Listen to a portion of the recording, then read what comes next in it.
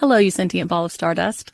My name is Casey Davis. I'm a therapist and I'm an author of the book How to Keep House While Drowning, where I talk about ways to make it a little bit easier to take care of yourself when you're overwhelmed, stressed, have mental health issues, physical health issues, or maybe you're just in a hard season of life.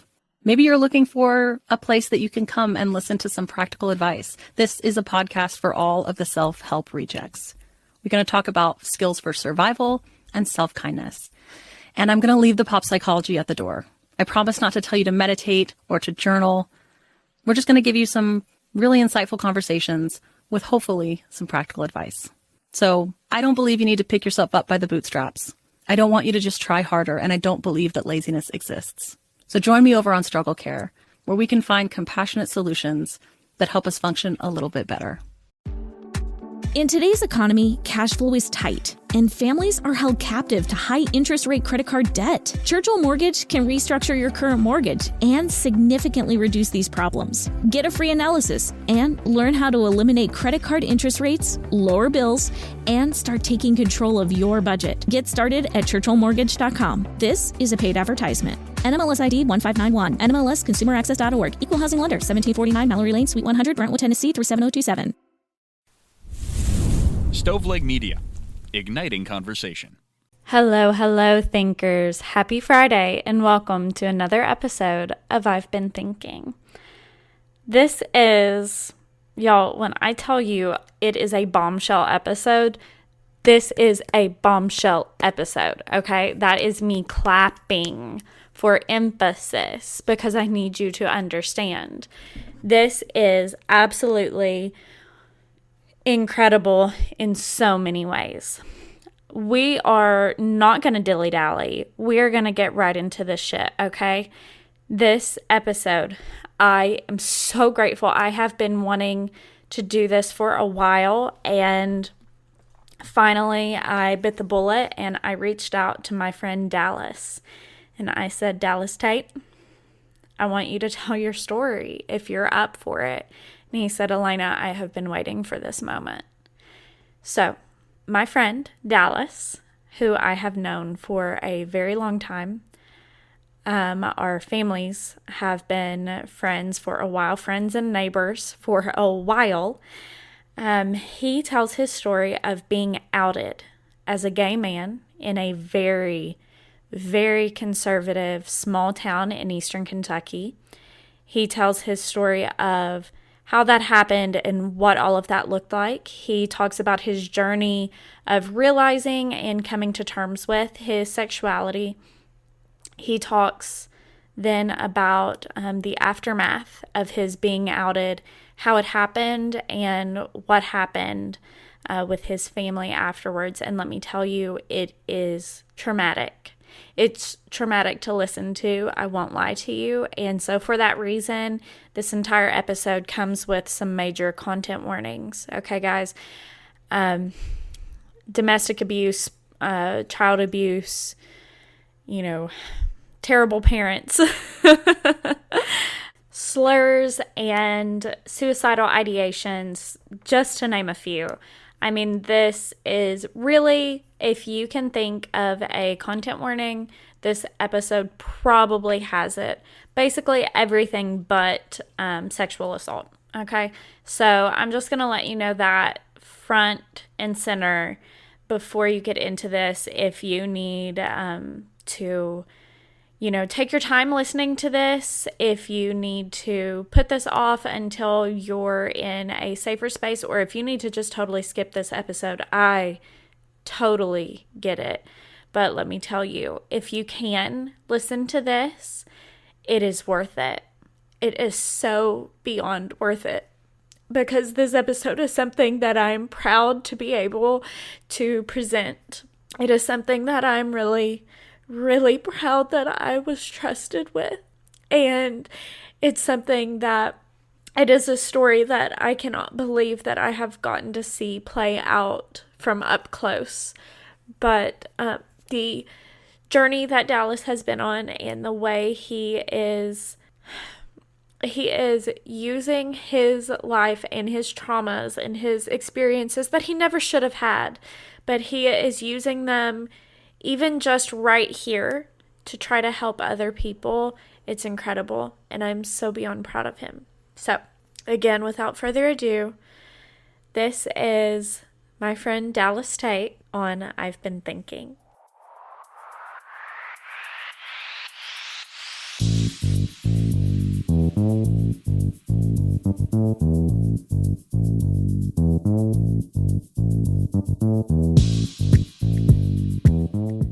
So, my name is Dallas. I am from southeastern Kentucky in a little place called Knox County, specifically a little area called Stinking Creek. Um, I'm 21 years old.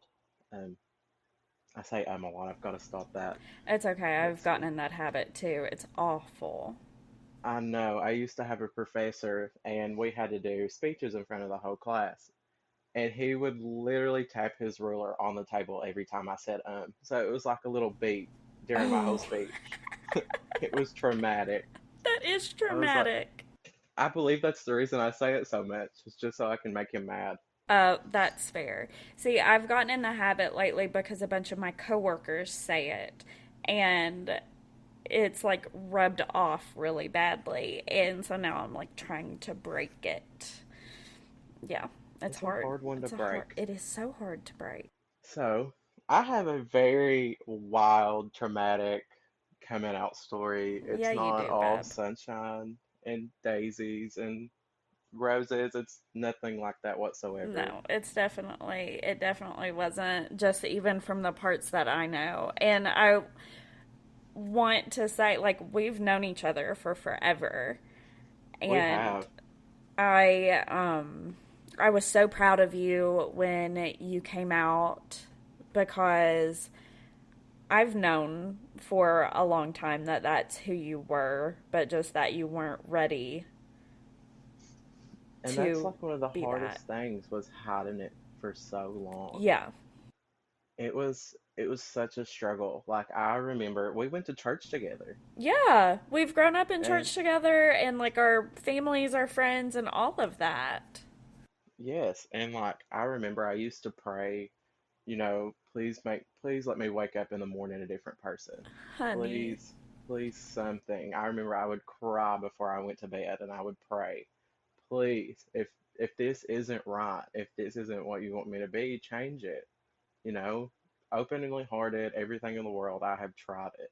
And it just can't be changed because that's who I am. Right. We're 2 minutes in and you've already made me cry.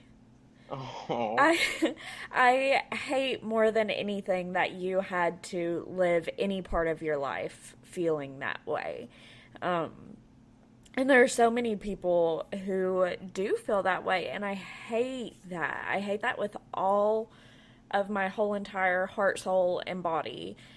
it's And heartbreaking. it is heartbreaking, and it's just so devastating, the knowledge that so many people are made to feel that they can't be who they are. Exactly. And I've known since I was young. I literally remember being in fifth grade and there was this girl that had a crush on me. I won't say her name, but she had a massive crush on me and I was like, no, like let's be besties. But like I had a crush. It's so weird. I had a crush on my basketball coach at the time and I'll never forget it. I was like Do I I was like, know why who do I it have a crush? was? Yes. Oh Yes, yeah, definitely. I'm sure I can guess. Yeah, that's totally fair. And I was like, what is this? What are these feelings that I'm having? And like they progressed throughout middle school and then in high school. High school was the absolute worst. It Oh, was awful. I'm sure it was. Cause Because, like, well, sorry, go ahead. well, I went to Knox Central, right? Right. So very stereotypical high school. Like, well, first of all, we come from an area that has a low socioeconomical status. So you've got these people that are set in their ways, basically. That's typically Yes. what you get with areas like these. And they're set in their ways, they believe what they believe, and there is no changing. You can change the path, but you can't change the belief, if that makes any sense. Yeah, I get exactly what you're saying there. And it was rough. Um, I had all kinds of friends. I was a social butterfly in high school, shockingly. Everybody knew that I was gay. I'll never forget this one girl, Caitlin Bays. Me and her worked together. We're good friends. She literally looked at me the first time she met me and she said, "You have to be gay." I was like, "Why do you say that?" She was like, "First of all, you have perfect hair. You have perfect eyebrows."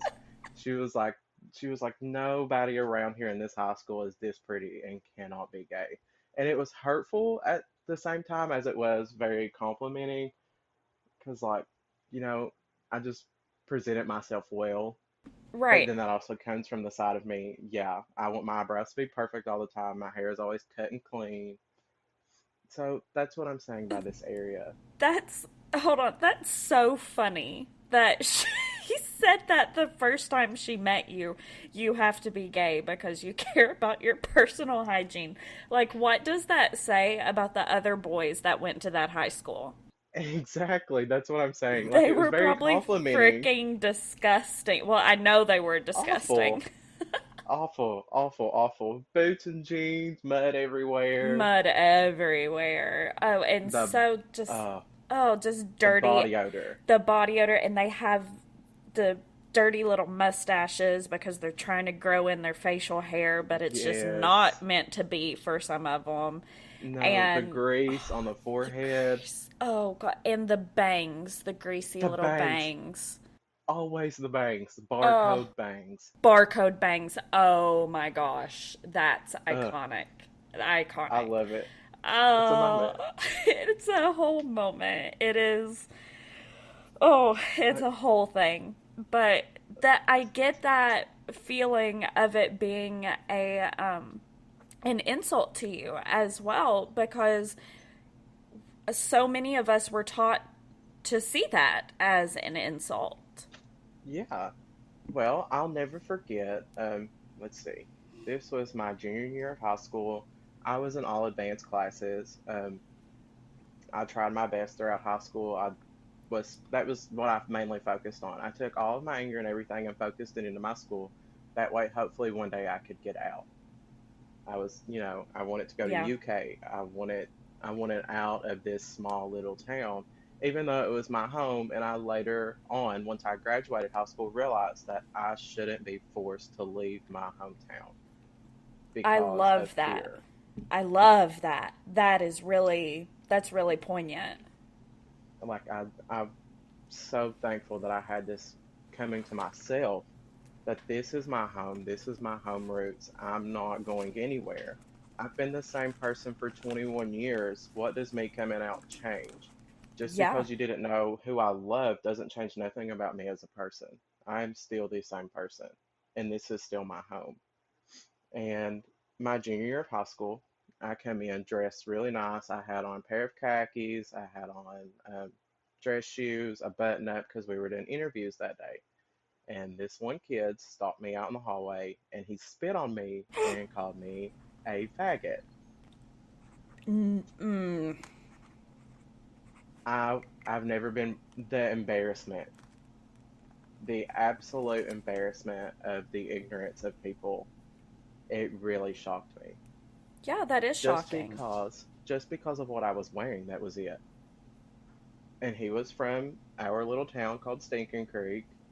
I call it its own little country. It's separate from everything else. It is Um, separate.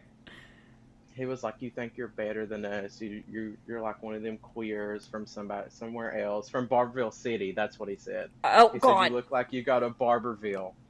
That's where I went to high school for That's where you everybody went. curious. Like, yeah, that's where I went to high school. That was always a thing where there was this rivalry, but like it went so much deeper because there was a lot of insecurity, I think. And I think that that guy doing that and saying that perfectly like illustrates the kind of insecurity that so many of these people who are ignorant and bigoted in that way display towards other people that they perceive to be better than them. Yes, and it had nothing to do with him. It was nothing personal. It was literally for an assignment. Right. That was part of our grade was our presentation, our self and presentation. Right. Like, that's a very normal thing for any kind of high school or college presentation. And this guy was so insecure in himself and probably also in his own sexuality, because so often that kind of bigotry and hatred comes from people who have never been allowed to explore, free think, deep dive into like who they are and why they believe the things that they believe or don't believe the things that they don't believe, etc., etc. And that includes why they do or don't love who they do or don't love, or Yes, are attracted to. it's like I see it now. I see it now. Like it's a struggle from the inside, is what it is. It is. It comes down to your mind. Some people are strong-minded, some people are weak-minded, and weak-minded people who have been beat down their whole life. And first of all, I'm so very thankful that I take it. Me and my grandmother don't have the best relationship, but she is a very strong-minded individual, and I'm thankful that I do have that part of her, that I Right. do carry it with me. I have that strong mindset. I'm going to make it. Nothing can get in my way. Water off a duck's back. That's what she always said. Yeah. It's literally water off a duck's back. I took Yeah. it with a grain of salt and moved on. And now that I'm older, I realize this poor person. Like, I'm not saying anything about him, but he doesn't have a girlfriend. He doesn't have anything anymore. Like, it's sad. It's literally sad.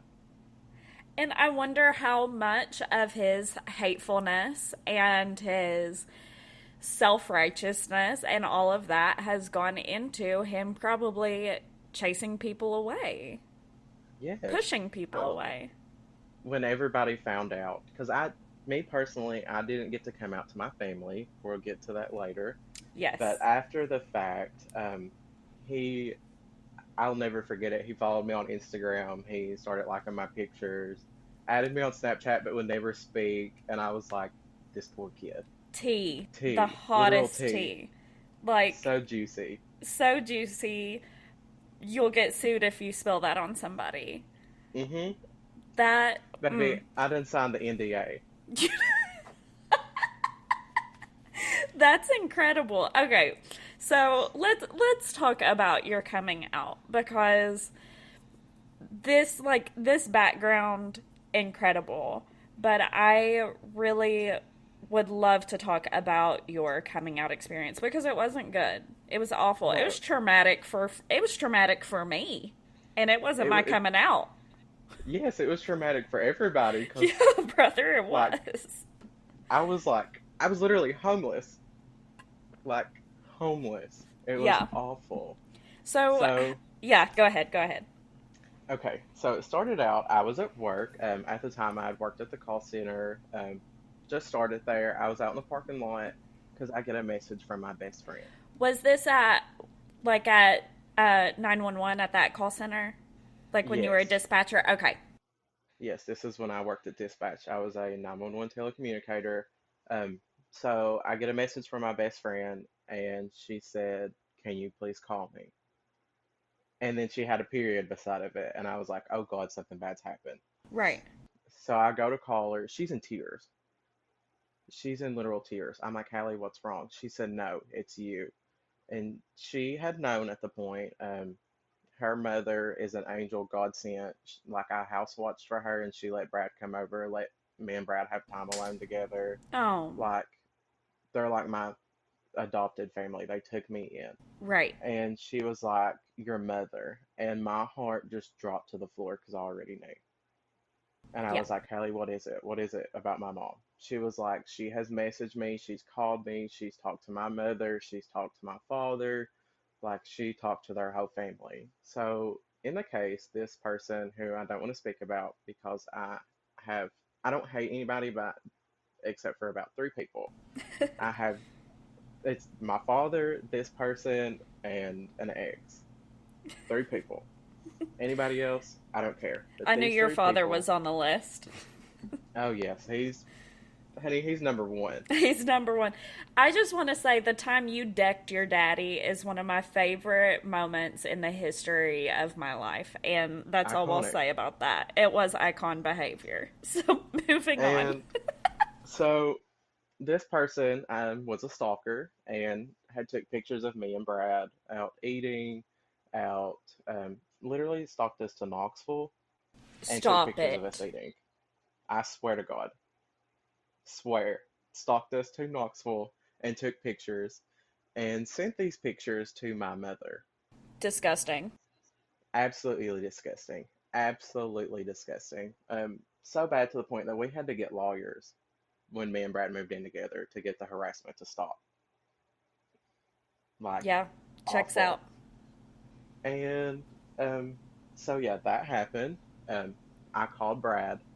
This Brad had already known because this person had also sent the pictures to his mother. Now, him and his mother have a great relationship. It's perfect. Love that for Him and them. his father, well, his father still doesn't really know. Oh. Yeah.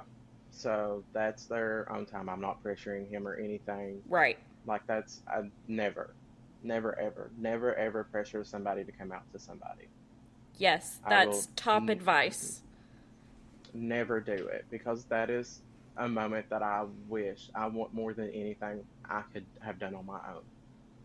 Yeah. I had no control over the situation. I literally had a choice to make and that was it. Yeah. So I called Brad.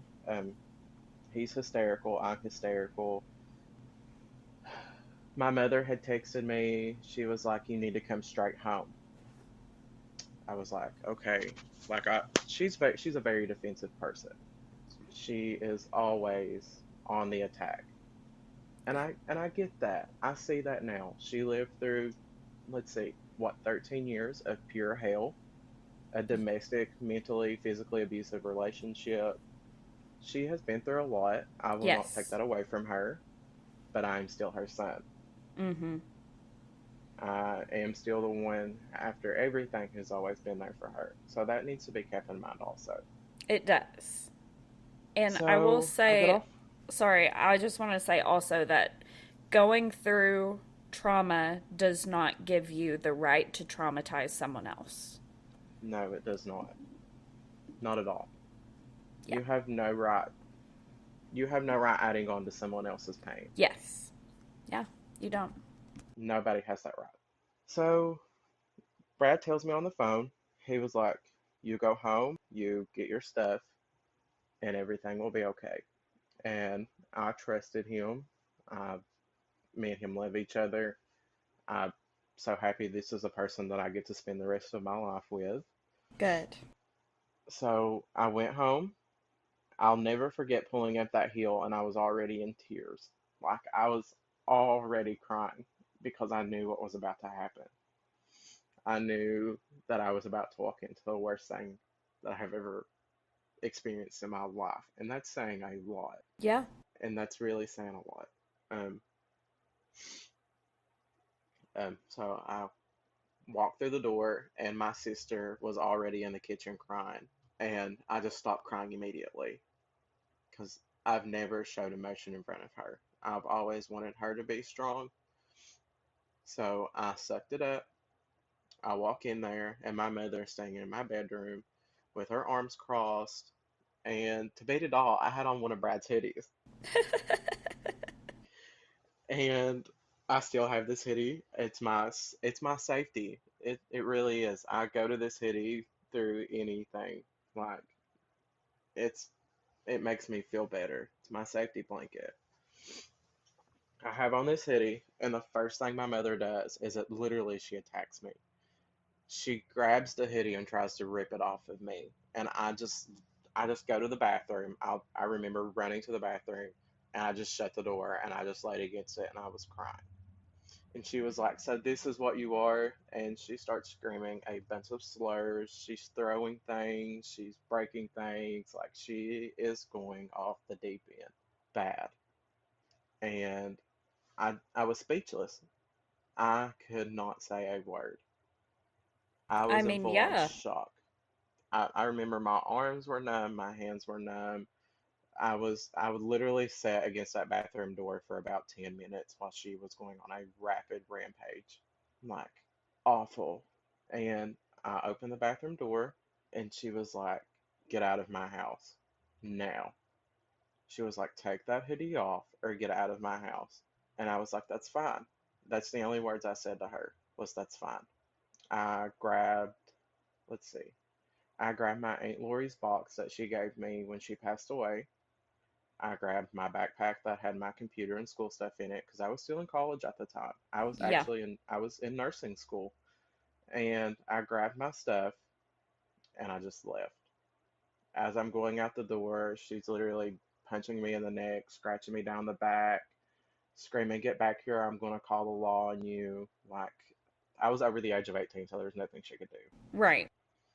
And it was awful. I pulled off that heel and I never looked back. I just cried so hard and felt so much heartbreak and pain. Who would? Like, my mother, and she told me that I wasn't hers at the time. She was like, "This is not my son. I did not raise a queer. And like, this is your son. You raised me to be a good person. Being queer doesn't mean you're a bad person. Yeah.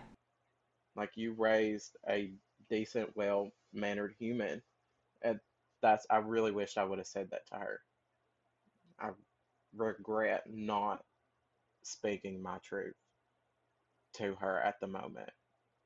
But it was just such a hostile environment. The only thing I knew to do was to run.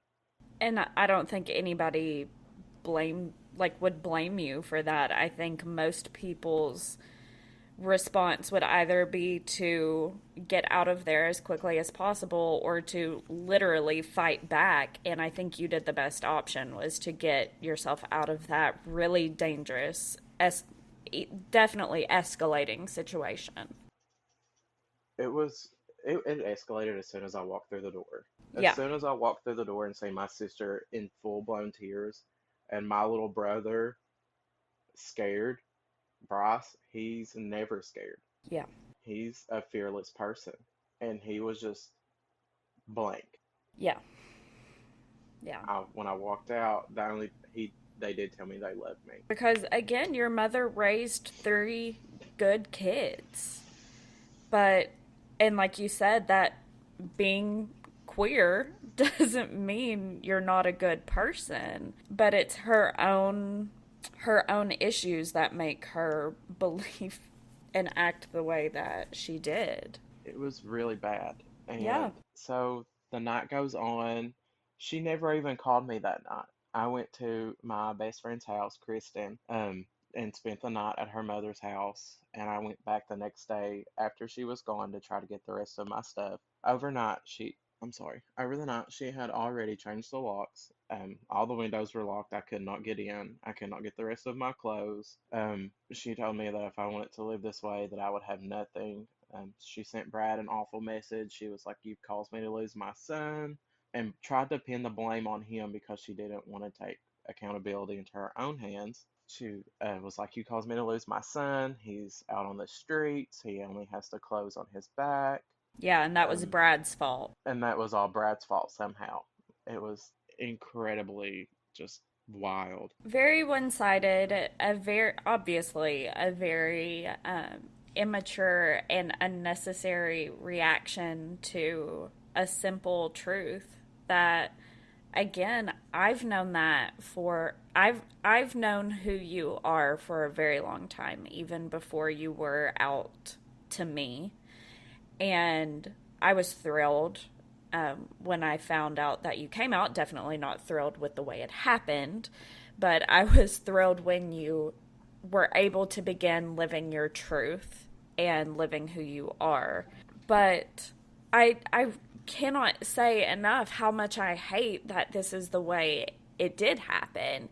And I can't say enough how heartbroken I was. And some of the listeners might remember last fall or the end of the summer, I don't remember which one it was, when this happened, I did a podcast episode for the Patreon where I talked about parents who don't accept their children upon coming out, and I presented like some research that I did on it, and it was inspired by this experience that you were having.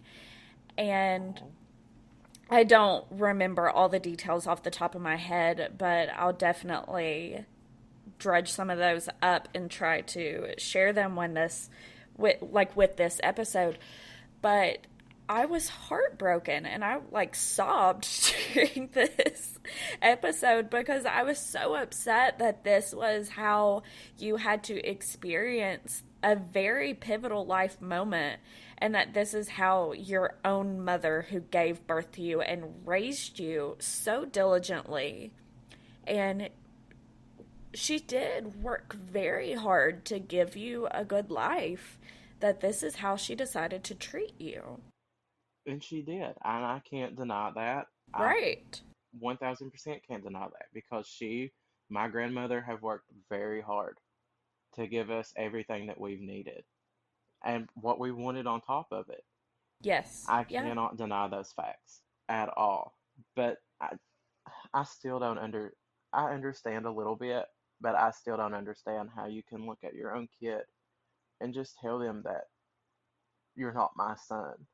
Well, and the part that you understand, I think, is that you understand why she has maybe some of the biases, some of these ideas that she has, but that obviously doesn't mean that they're right, and it shouldn't override the fact that you are her son and that you have this really, you had before a really wonderful relationship for the most part, and you have done a lot for her.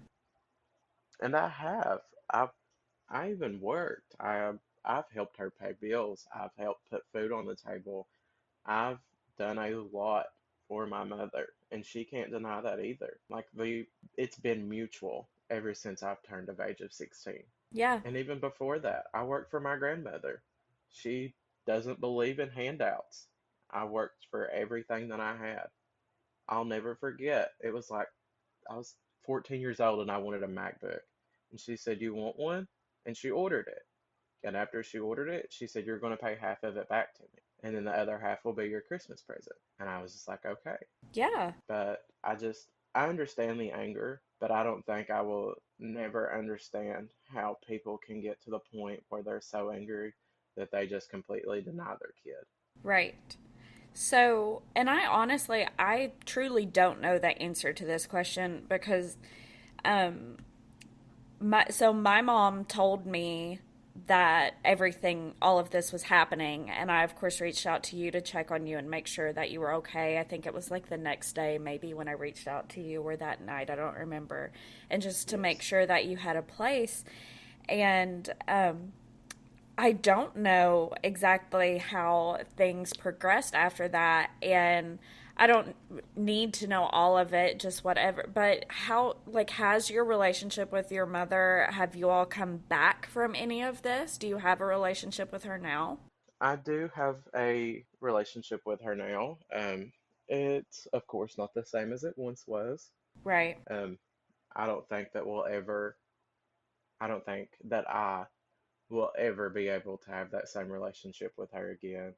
And that's Who could? heartbreaking Yeah. because me and her were tight. Like, we were close. But let's see. So for about 3 months, we didn't speak. We had no contact. She literally took the rest of my clothes to the sheriff's department, and I had to go pick up my clothes in trash bags at the sheriff's office in the middle of the day in front of everyone because she refused to meet me to give them to me. I had to, I can't. like, she just wouldn't have it. And my older brother is an angel Christian. He is absolutely God sent. He told me, well, first of all, he checked on me, made sure I was okay. There was, like, I remember the second night I had to sleep in my car. I had no money because they had took it all out of my bank account. I had to cancel my debit card and all of that stuff. I'm pretty sure I had like $25 and I had a McChicken for the whole day. I was starved to death. I drank a hot bottle of water out of the back of my car, and I slept in my car that night. And that was when the real heartbreak set in. That was when reality set in. That was when I realized I only have myself. It was absolutely awful. I have never had depression before, honestly, until this experience. I always thought that I could get over everything, that I thought I would always be fine. I've done lived through the worst of the worst. There's nothing else that could happen to me. And then this happened. And I remember laying in my car and I literally wanted to die. I wanted to die so bad. I felt like I had no purpose on this earth whatsoever. I felt useless. I felt worthless. I felt embarrassed. I felt ashamed. And it was heart-wrenching. It ripped my heart out of my chest. I mean, of course it did. I don't know anybody who wouldn't be absolutely heartbroken, absolutely gutted, definitely thrown into a depression by an experience like that. That's devastating. And I'm so thankful that your younger siblings, that they made sure to tell you that they loved you as you left. And I'm so thankful to hear that Christian checked on you. He was amazing. That's really Christian, amazing to hear. he it got to the point where he told Wendy that you can either change your ways towards him.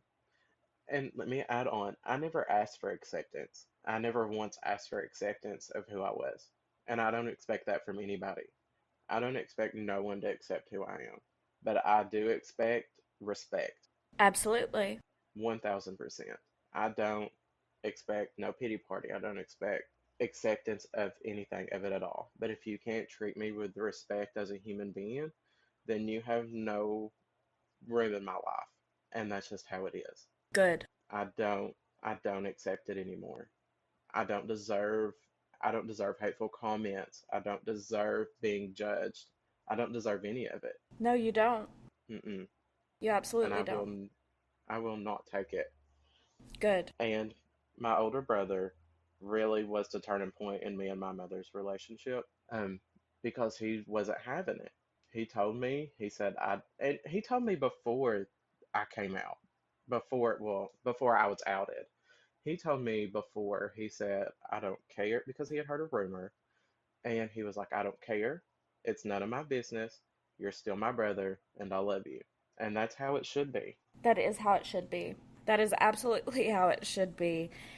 And I cannot say how glad I am to hear that.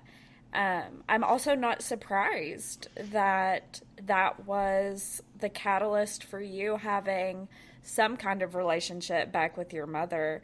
You know, you and I have talked about that personally a little bit here and there, and I'm glad that you have some kind of relationship if that's what you want. Yes, I definitely, well, it's my mother.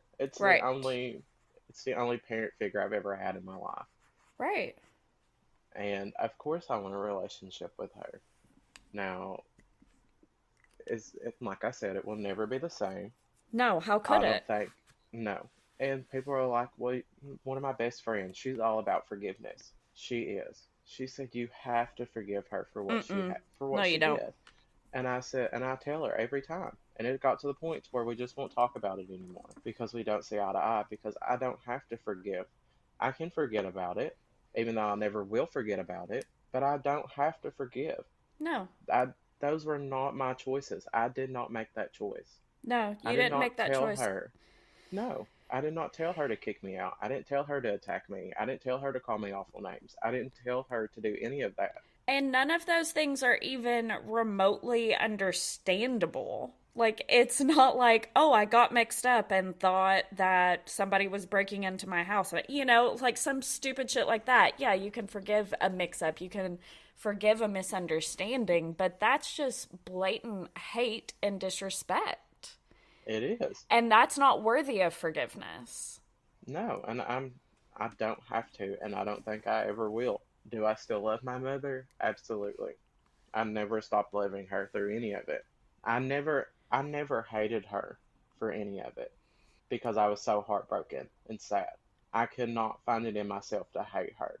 Well, and that really says a lot about who you are and the man that you are, and the person that she raised, but also the person that you've become with your own life experiences, your own understandings, your own critical thought, and your own realizations that things are not as simple as people want them to be.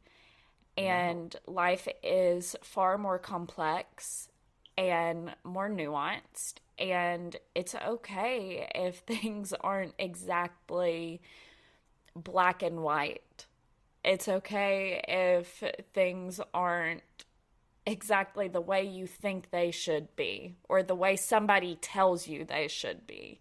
You have become your own person, and I'm so proud of that. And I've been so proud to watch you grow and to see you be an example for other people in our community and similar communities. And hopefully you can be an example to people as much as you want to be. It's not a requirement. You're not obviously obligated to be that, but just by being yourself, you are an example of the fact that even in a small, sometimes backwards community, you can be who you deserve to be. It's a very backwards community here. That's everybody who lives here knows that.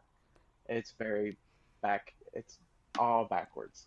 It's set in stone. That's how it is. But I don't let that change. I will not let that change who I am.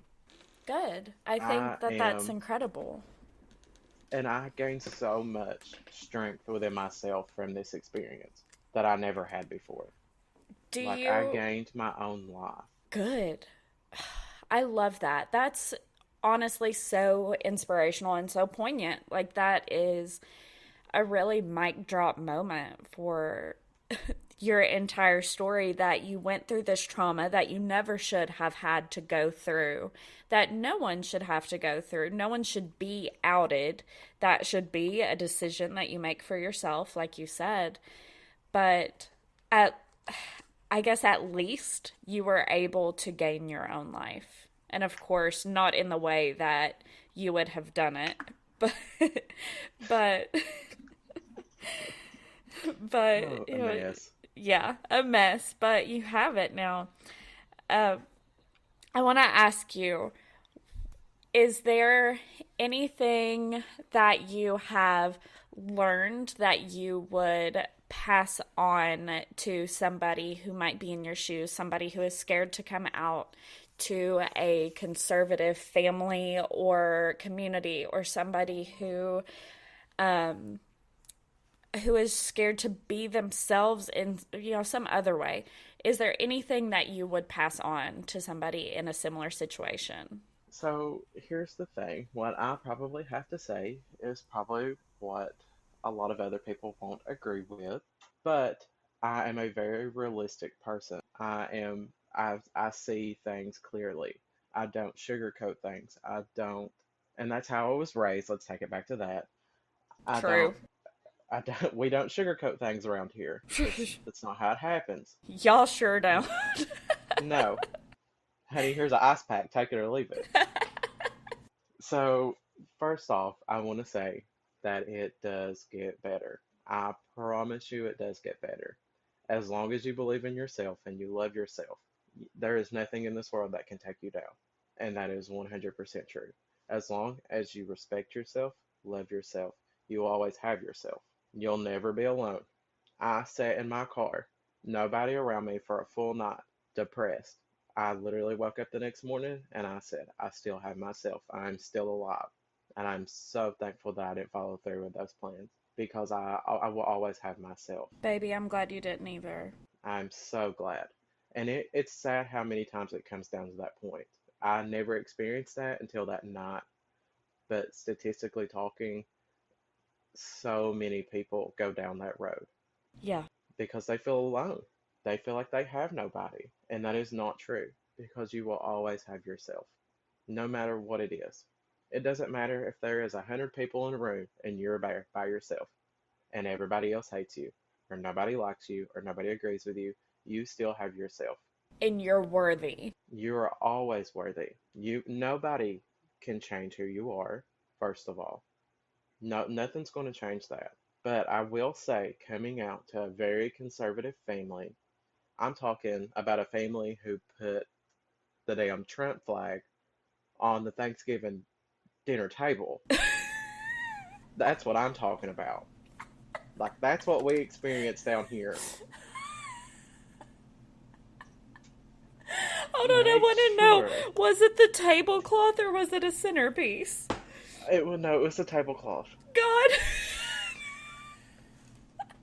Oh, yes. Dallas is Oh, God, I'm crying. Okay.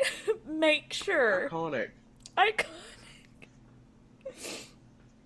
Okay. Oh, I'm together. Okay. Real life. This is real life stuff. We had the Trump flag on the dining room table. We had the Bud Light sitting right beside of it, like. And then you got the Bud Light and you got the Trump flag, and then you've got like a $10,000 China set sitting right beside of it. That's southeastern Kentucky, okay? That is southeastern Kentucky to a T. I'm sobbing. You're exactly right. Oh okay. God. Okay. What do we make sure of? Make sure that whatever you do, that you have a backup plan for yourself. Don't go out and try to freelance and free ride and sometimes that's what it comes down to, and I understand that. But for your own safety, make sure that you are stable enough for yourself. Make sure that you have somewhere to go to. Make sure that you have a job. Make sure that you're working enough to support yourself. Make sure, because after the fact, there is nobody else. I experienced that firsthand. Yeah. Nobody's gonna do it for you. That's just how it is. Make sure that you are okay. Make sure that you are okay enough after that you don't have to worry about these things that I went through. Make sure you have that good friend who's got that open bedroom. Make sure you have a source of income. Make sure that you have food. Because I didn't even have food at one point. I cannot tell you how many times I went hungry. Just make sure that you are okay without them. I think that is critical advice, and I really hate that you had to learn that the hard way, like you said. I also want to say I'm mad at you because I know I asked you one time if you had a place to stay, and you're a little lying bitch, so there's that. But anyway, moving on, I think that is important advice, and definitely like potentially life-saving advice, both of those pieces, that you are worthy and that it does get better as long as you're there for yourself. And I understand depression and the feelings of emptiness and the feelings that it would be better if you weren't here, because I've gone through those in my own way, but the knowledge that you are worthy and that you should be here and you are allowed to be yourself, and the knowledge. And you are. Yeah. And you are. Once you take a hold of it and you take accountability for who you are, there is nobody in this world that can change who I am. I don't care who you are. I'm so glad. Glad. I don't care if it's a boss. I don't care if it's a manager, if it's the person who owns anything. I don't care if you're the president. I don't care who you are. You cannot take away anything from me. Good. Nobody can. And that's one of the things that I'm so happy that I've gained through the traumatic experience. I'm glad that you've gained that, and I'm glad that you're able to live that, to live your truth, but also to be a living example. And like I said, you're not obligated to be an example or an advocate or any of those things, but just by being here and telling your story here, you're being an example and an advocate, and I'm really thankful for that, and I'm really proud of you for that just by living your truth and being your authentic self, you are potentially able to improve somebody else's life, or to inspire them, or to just let them know that being themselves is an okay thing to be. And it is. And even if you can't come out at the time, say you're in high school and you obviously can't turn to your family. If you have friends that find your people is what I'm trying to say. Yeah. Find your people, because there are people out there in every setting. Trust me, I went to Knox Central High School. You would honestly think that nobody there would have a brain. But there are other people. There are girlfriends, there are guy friends, there are people that will be there for you. I have those people, and I'm so thankful for them. I I wouldn't have made it without them. Kristen, Sierra, and Hallie, shout out to them. They are lifesavers. As my mother liked to have said, a fag enabler. How iconic. I I joke about it Oh, all the good time. Lord. It's a little inside joke. I told Kristen for her birthday that I was going to get her a one of those Juicy Couture tracksuit and just rhinestone fag enabler on the back of it. That is icon behavior. That is a serve. Dallas, I love it. that's the funniest thing I've ever heard you say, and I've almost peed myself like 3 times during this whole episode. That is incredible. Oh my gosh. Humor is the Okay. best thing in the world. Humor is an awesome way to cope, and I love that you have been able to cope with it through humor. That's how I cope with a lot of things. So I totally get it. Um, Well, I nobody want, wants to cry. Why cry about it? You're yeah, gonna get puffy eyes. You're gonna get honestly. wrinkles. Just laugh about it. If you're gonna I'd rather get have smile wrinkles, lines. exactly. Have smile lines, have crow's feet from like laughing, not like those saggy wrinkles from like crying and frowning. Yeah, it's not worth it. It's not worth Nothing's it. worth that. No. Botox is expensive. Botox is expensive, brother. Listen, I've been looking into it for migraines, and that's also a whole nother thing. You can get like a droopy eye from that because it can like move Exactly. if it's not put in right. Anyway, Hmm. okay. Did you have any resources like online or anything that were helpful to you during your like being outed situation, or was it just, friends and chosen family who were able to help you, and of course your brother, thank God, who were able to help you through that? Well, here's the thing.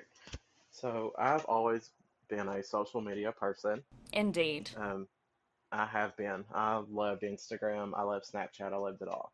But during those times, I turned away from my phone. I couldn't look at it. I just because I knew that there was people on that phone that I could not talk to. I didn't have contact with my brother and sister for the longest time, and that was not their decision. Right. So I literally the last post I made on Instagram was right before everything happened, and that was over a year ago now. Yeah. Like I did not, I didn't have any sources to go to other than my friends. They, I knew that I had some healing to do. I Yeah. had to get right with a lot of things because I wasn't ready for any of this. I was completely blindsided. Of course. So I had some very, very deep and extensive healing to do myself. So I turned away from everything. I didn't want to see, because we were going through a bad time anyways. It was COVID, it was this, it was that, all these depressing things on social media, and then you've got people fighting over politics when Mm-hmm. there's more important things in the world that are going on besides what's already happened. You can't change what's already happened, but you can change the future. So I don't argue with the past because you're beating a dead horse, Yeah. but you can change the future. So I turned off all social media because it was making it worse. I went to my friends. I had Brad, and I'm so thankful for Brad. Let me just put that out there. I want this in there so bad. I'm so thankful that I have somebody in my life that is my rock. He is my rock. I could kill somebody I could literally kill somebody, and that man say it was going to be okay. We're going to take care of it. I love that. He is. I love it too. Like I've never had that in my life, but he is that for me. He finds your rock. Baby, if he ain't your rock, kick him down the road. Skip him across the pond. God, that's legendary. Skip him across the pond. Like we ain't got time for that. I'm, I'm so thankful for him, and I've turned to my friends though for the most part. Yeah. That was Brad and my close friends Okay. because they had already known they loved me no matter what. Even my best friend, like my sister, the girl who I always post pictures with, her name's Sierra Medlin. She is now a nurse down here in Corbin. Congratulations to her. Congrats. And she is a very religious person. Like I'm talking Pentecostal, full on religious. That's a whole And thing. yes, but you know what? She literally took me out and helped me buy clothes. She Bless cried her. with me. She held me. She prayed over me. I'm not a religious person, but I am a very spiritual person. I don't like religion. I don't like being told what I can and can't do And who you can and can't be. and who I can and can't be. That's a cult, honey. That's what we call a cult. You're not wrong. Exactly. That is 1000% a cult, and I don't believe in that. I don't. That's not right with me. And she literally told me, she said, God doesn't hate you. God loves you. God made you who you are. And this is coming from a Pentecostal lady. Bless her for that. Yes, she is the moment. She is the moment. And she helped me through everything. I Her, cannot even begin to say how grateful I am to hear about all of these supportive people who were in your life through this terrible traumatic experience. you have to find the light in every situation. Yeah. And I was already a pro with that. By the age of 13, I was already a pro with that. Because if I would have let the world beat me down, I would not be here today. I would have been gone a long time ago. Right. And I learned at a very young age I could either be sad for the rest of my life, dwell on things for the rest of my life, or I could change it for myself because I still have myself, right? Right. I can I can change that for me. I don't have to sit there and go over everything every day of my life and choose to let it affect me. I don't have to let anything affect me that I choose not to. Yeah. Like people need to realize they have so much control of their own life. It's your life. You're absolutely Nobody right. can take that away from you. People go down to politics, people go down to religion, people go down to anything and everything. No, honey, that is your life. You're the one breathing. No one's breathing for you. And I will say that it doesn't matter if it's a financial situation. I come from a family that was one of the main reasons they had, that's what I say. Make sure that you're stable enough for yourself. I mean it because my family had a huge financial hold over my head. Yeah. And they did. My grandmother and my mother had a huge financial hold over me. But I didn't. Like, you cannot let that affect you. You've got to get out there and do it yourself. It's terrifying. It's scary. It's one of the worst things. I hate money with everything in me. I hate it. I love it and I hate it.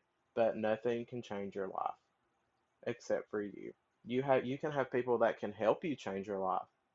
But until you're ready yourself or until you decide to yourself, nothing's going to change. I Like think I'm giving that that's strong anti-talk right now. strong auntie. I love it. Honestly, you're like the best gunkle. The like best encouraging gay uncle. That you can ever have. Yeah. And I have two incredible gunkles. You are absolutely living up to that same legacy. Like you just have to be there for yourself. Yeah. You can't let yourself go.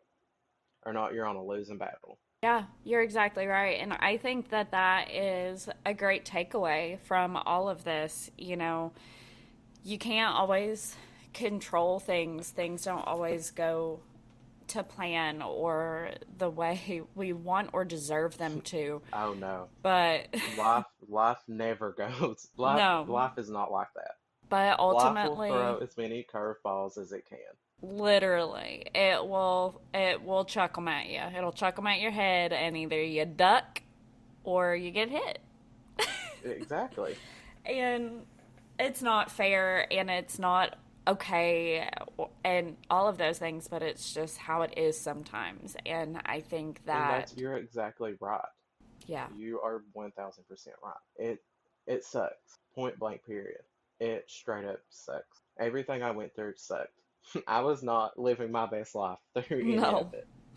no, you weren't. But I took away I took my lot. I found my lot, and my lot was that I was my own person. I'd literally been an actor for 20 years. Like I deserve a Grammy. You absolutely do. Like I want it right now. Somebody needs to give it to me. But I realized after all these things happened, I found my lot. I'm my own person now. And it's the best. I wouldn't trade it for anything. I'd go through it again if it means I get to be this person. If I get to be who I am and not who somebody else wants me to be. I get to love who I love. I I choose Brad.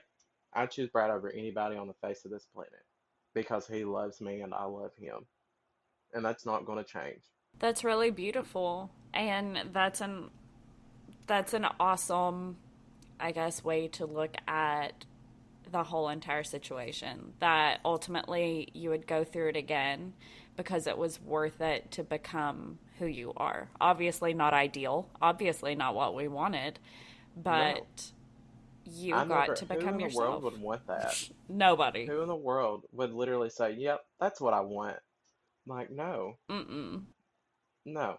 I wish that it was different, but I can't, I mean, I can't change it now. I can't go back and, I can't go back in time, but I would 1000% go through it again if it means people don't realize how much freedom that you have with your own life. I can go to Walmart and buy 6 bags of Oreos and nobody's gonna tell me no. Like it is the best freedom ever.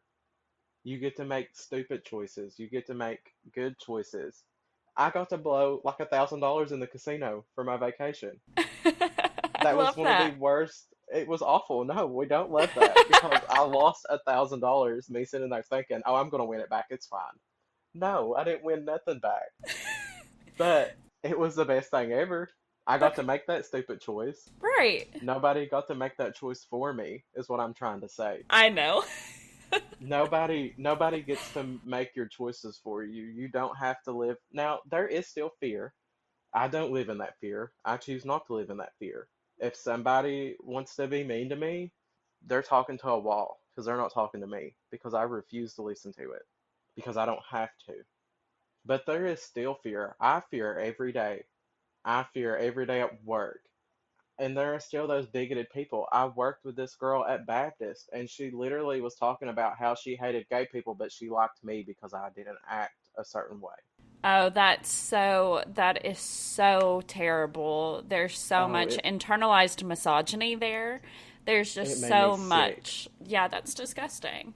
It was sickening because me and Brad, we don't partake in Pride. We don't partake in LGBTQ plus events or actions or anything. That's just we don't we don't necessarily have time to. And there's no hate towards it. We don't hate. Honey, there is no hate here. But we choose not to for our own personal reasons. And because we're really just too busy. We work all the time. And I'm in school. Like I barely have time to breathe. Like today is my laundry day and I'm lasagna day. I get to make a home cooked meal because I have time. Ooh, lasagna. Oh, I'm so excited. It's gonna be so good. You're the I'll second person that's told me that they're making lasagna today, so that might be a sign that I need to make lasagna. You do. I 1000% agree because Yeah, I everybody needs a think I little might. pasta in their life. Right? Yeah. But like there's still fear.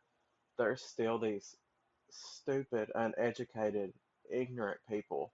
And you can try, I can tell you, you can try to change their views, but until they're ready themselves, it's not going to change. Like it's just there's no point in wasting your time and energy in those people. Like That's when they're ready to change, yeah, go right ahead. Try your best. But until then, don't. I had no contact with my family for 3 months until they were ready to try to even change a little. Yeah, that's fair. And I think that's a really realistic observation that people can't change unless they're ready and willing to. Exactly. Like, oh God, I bet you don't know this one. My grandmother told me that if I would go to a conversion therapy camp with an open heart and change, that I could come home and have anything that I ever wanted.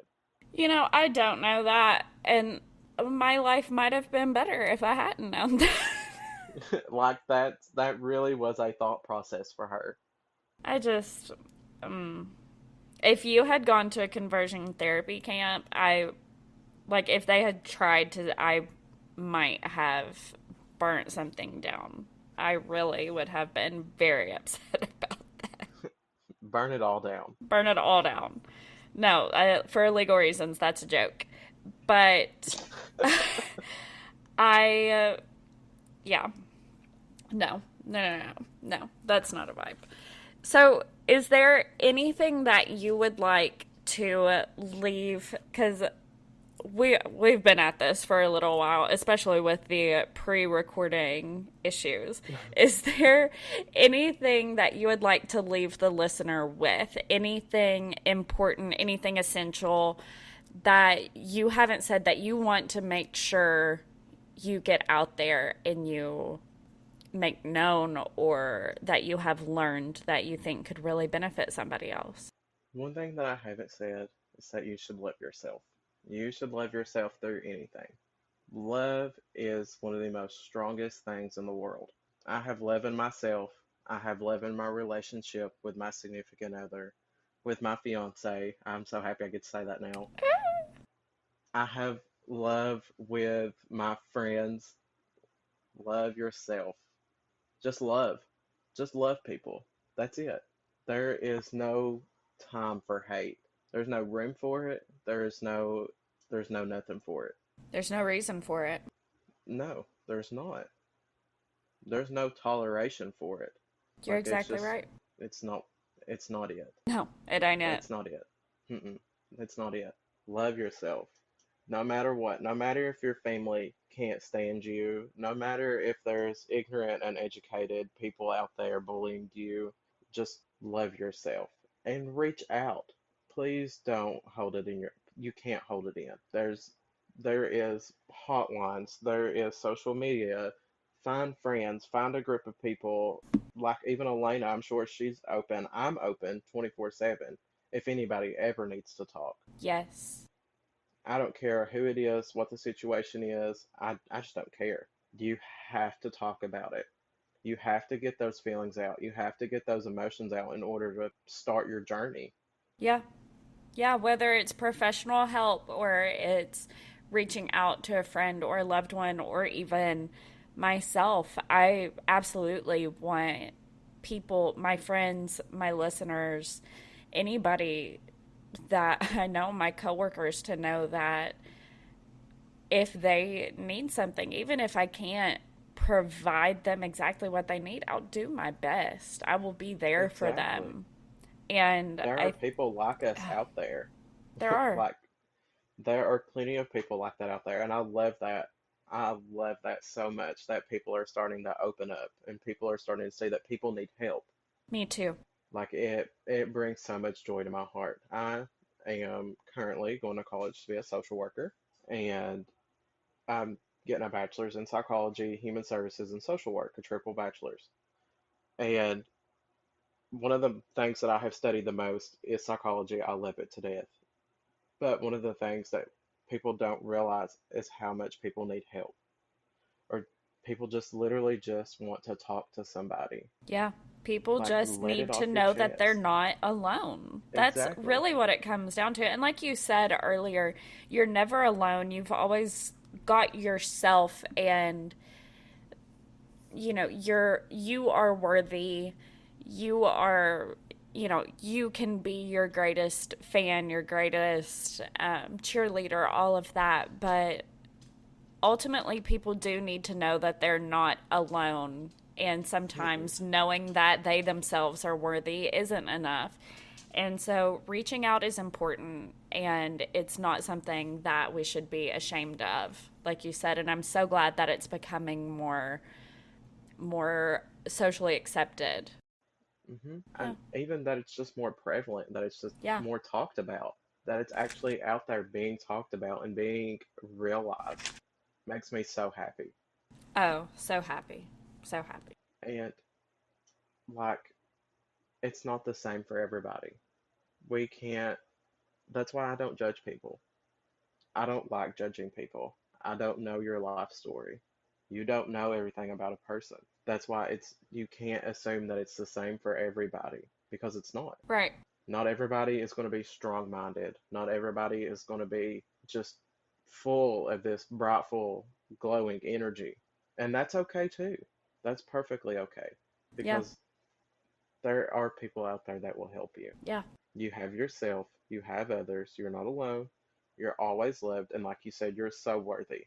Everybody is so worthy of living. So worthy of living and so worthy of being themselves. Yes. So if Because I somebody, didn't start, go ahead. I'm sorry. Go ahead. I wanted to say I never started living until this happened. And I really thought that it would be the death of me, but it was literally my birth. Bubba, that's really beautiful. If somebody wanted to reach out to you, like, do you want to share your social media? If Oh, somebody yes. wanted to talk? Okay, perfect. You can always message me on Facebook. Dallas Brown is my name on there, but everything else is Dallas_Tate. That's usually what I go by. Most people call me Dallas Tate. You can call me Dallas, you can call me Tate. I don't care what you call me. But those are my social medias. You can always message me on anything. My inboxes are always open. Like, I want to help people as much as I can. And after the fact of everything happened and me and Brad moved in together, we even set up our spare bedroom for cases like this where people are homeless. Like, reach out. Always reach out. I have offered that bedroom to so many people, and I'm so thankful that I have the opportunity to offer it. That's incredible. I'm so thankful that I have the opportunity to offer people food. I do food drives here in Corbin.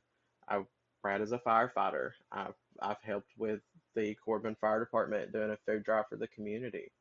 I cannot stand the fact that there are people out there hungry, that there are people out there without a shelter to lay under. I will help you find shelter. I will help you find food. I don't care what it is. I will help you find it to the best of my ability. I love You it. can shoot me a message anytime.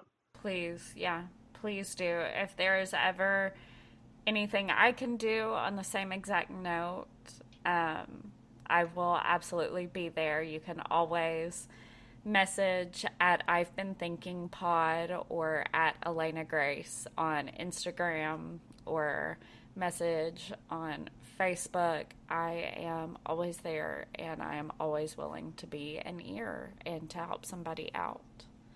Dallas, thank you so much for the vulnerability in being here, for spending this time with me, and just for sharing this really traumatic story with us, in the rawness that you have. But you have really shared some really beautiful examples of growth from this too, and we love to see it.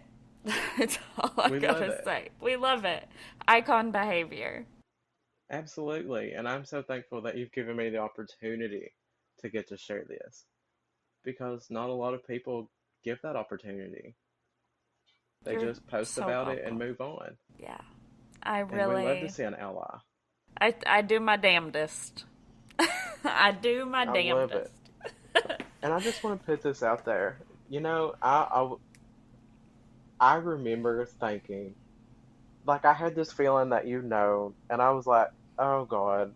And I didn't know how you would take it. And that's the scary part that a lot of people don't realize, is you never know how somebody's going to take it. Yeah, you don't.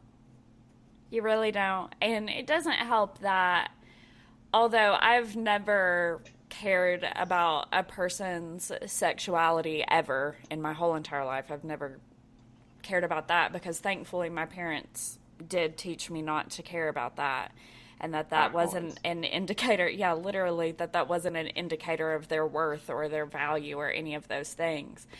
I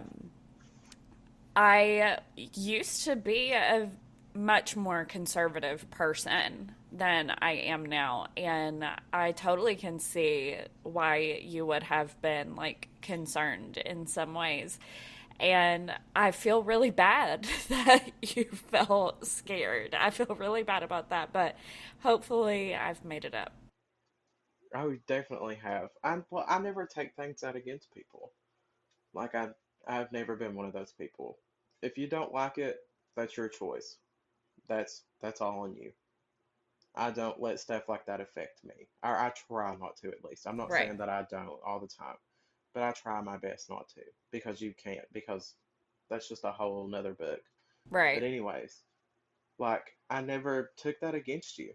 I never let it change my opinion about you, I appreciate because that. you were still a good person to me I all do the time. appreciate that. Like I'm you glad always that showed love. I'm glad that you felt that. And I'm glad that now I have become the kind of person that, like, that I'm an ally, and that I'm somebody that is there for you, and that that I'm not somebody that you like would have to be concerned about sharing that part of yourself with. I'm really glad that I've Like become it's that person. amazing. Like the light that you provide is amazing. I want you to know that. When you messaged me, Dallas, I Tate. was completely mind blown. No, I really was. I was in full on shock. When you and Karen messaged me, I was in full on shock. And even Karen, she was like, "I love you." And I was like, I just couldn't believe it. And that's Yeah. what people need to realize, that there are so many people out there that are just full of love and light, and it's hopeful for the Yeah. future. It really is. Yeah. You're absolutely right. I'm glad I could be that. It's amazing. It's one of the best things to feel is love from people. Yeah. Not acceptance, not this, not that, but just genuine care for a human being is one of the best things to feel. Yeah. You're right. You're But absolutely right. I've been all over the place. I'm a chaotic person. That's how I like to live. Me too, dude. Me too. Thank you, Dallas. Thank you so, so much. You've made me cry like 4 times. Oh, I don't cry really, about it. There's tears, like I said, tears aren't worth it. oh my gosh. Well, again, thank you for being here. Thank you for everything. You go make your lasagna, my dude. I'm really grateful for this conversation. Me too. I hope it's been an eye opener, and I hope somebody listens to it and just takes away something at least.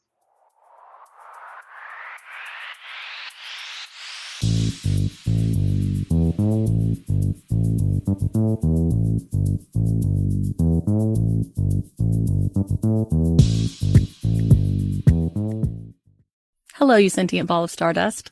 My name is Casey Davis. I'm a therapist, and I'm an author of the book How to Keep House While Drowning, where I talk about ways to make it a little bit easier to take care of yourself when you're overwhelmed, stressed, have mental health issues, physical health issues, or maybe you're just in a hard season of life. Maybe you're looking for a place that you can come and listen to some practical advice. This is a podcast for all of the self-help rejects. We're going to talk about skills for survival and self-kindness. And I'm going to leave the pop psychology at the door. I promise not to tell you to meditate or to journal.